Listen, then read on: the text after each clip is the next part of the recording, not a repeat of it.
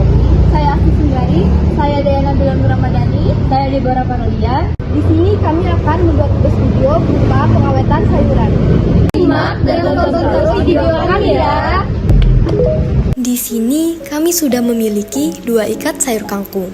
Jadi, gimana ya cara kami membuat sayur kami tetap segar dan tidak mudah layu?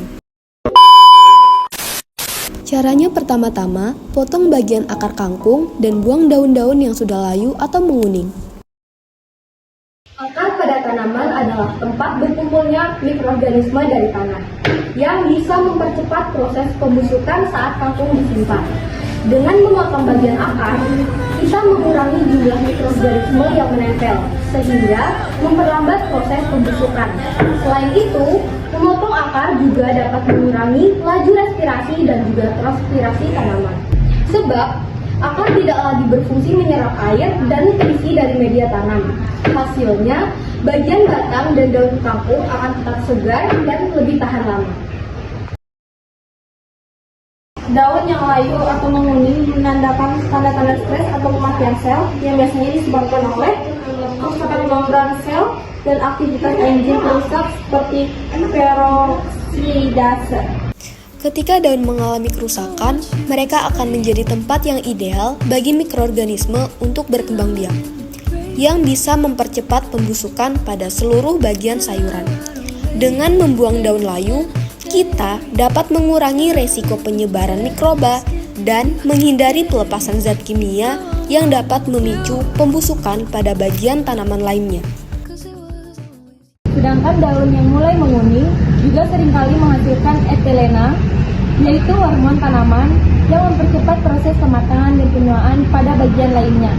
Dengan membuang daun layu atau menguning, kita mengurangi kadar etilena yang dapat mempercepat proses penuaan dan pembusukan pada daun-daun yang masih sehat.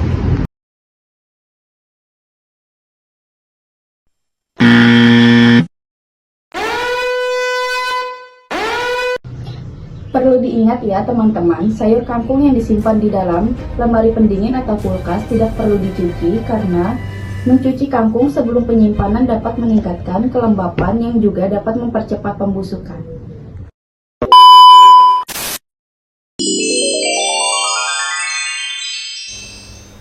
Selanjutnya, setelah dibersihkan antara akar dan daun yang menguning, lapisi sayur kangkung yang akan dimasukkan ke dalam wadah kedap udara menggunakan tisu.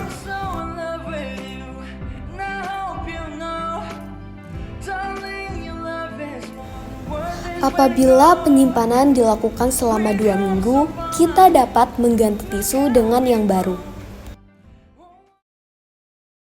Kedap udara membantu mempertahankan kelembapan sehingga kangkung tidak mudah layu akibat kehilangan air melalui proses transpirasi.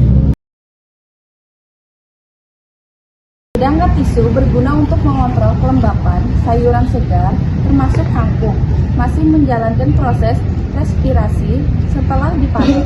Proses ini melibatkan pelepasan uap air yang dapat menyebabkan kondensasi di dalam wadah kedap suara.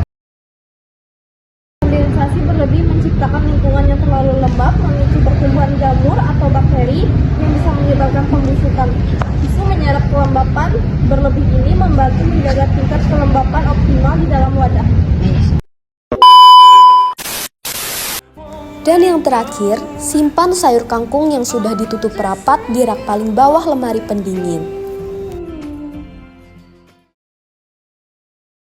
Karena rak paling bawah pada lemari pendingin memiliki suhu yang lebih stabil dan konsisten dibandingkan dengan rak di bagian atas atau pintu kulkas yang sering terpengaruh oleh perubahan suhu saat pintu dibuka.